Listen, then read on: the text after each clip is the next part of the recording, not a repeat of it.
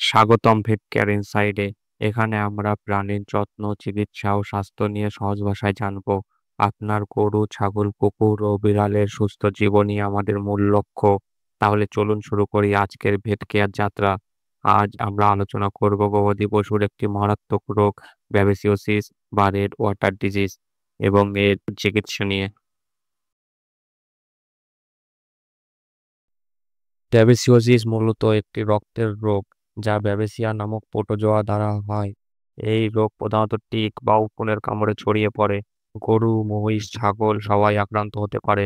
ব্যাবেসিওসিস হলে রক্তে পরজীবী প্রবেশ করে এবং রক্তকণিকা নষ্ট করে দেয়।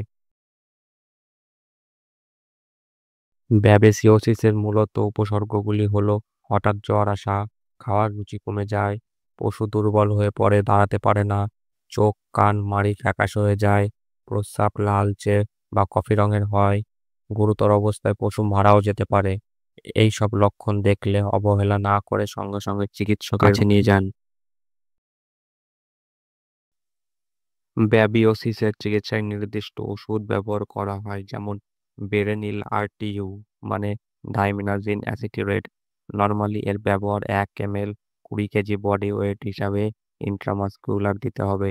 এটা একবারই দিতে হবে, আর এটাই ড্রাগ অফ চয়েস, যেটা ব্যাকটেরিয়াকে সম্পূর্ণভাবে শেষ করে পশুকে সুস্থ করে তুলবে। আর চিকিৎসা চলাকালীন দুধ যদি কমে যায়, তাহলে বেরেনিল আরটিইউ এর সঙ্গে বেড প্লাজমা দিতেও পারেন। খুব বেশি না, 500 ml করে সকালে বিকালে 3 দিন পর্যন্ত দিলেও দুধ কম হওয়ার কোনো অভিযোগ আসবে না। আর দ্বিতীয় যে ইনজেকশন সেটা হলো ক্যাটোসাল। হ্যাঁ, ক্যাটোসাল হলো অ্যান্টি স্ট্রেসরাল ইনজেকশন। ক্যাটোসাল বাকি কোনো কাজ করে বা না করে, কিন্তু স্ট্রেস দূর করার জন্য খুবই ভালো কাজ করে।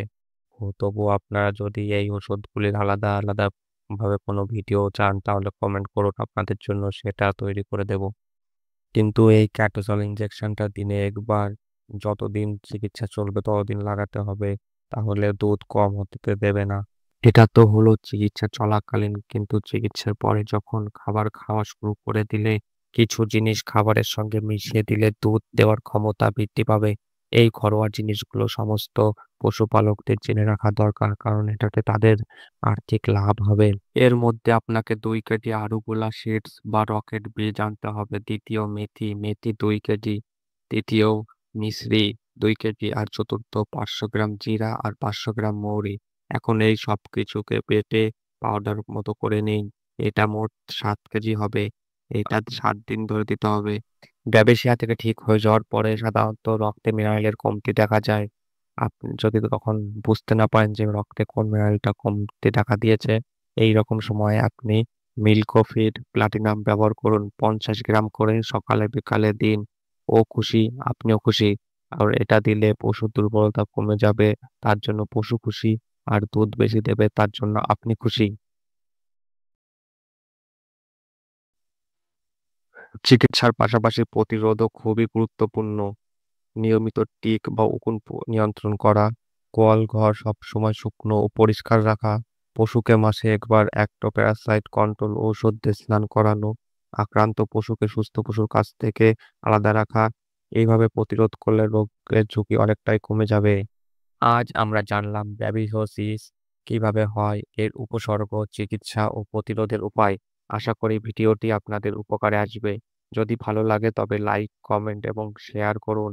আর ভেট কেয়ার বিষয়ে আরও তথ্য পেতে সাবস্ক্রাইব করুন আপনাদের নিজেদের চ্যানেল ভেট কেয়ার ইনসাইট। ধন্যবাদ, দেখা হবে পরের ভিডিওতে।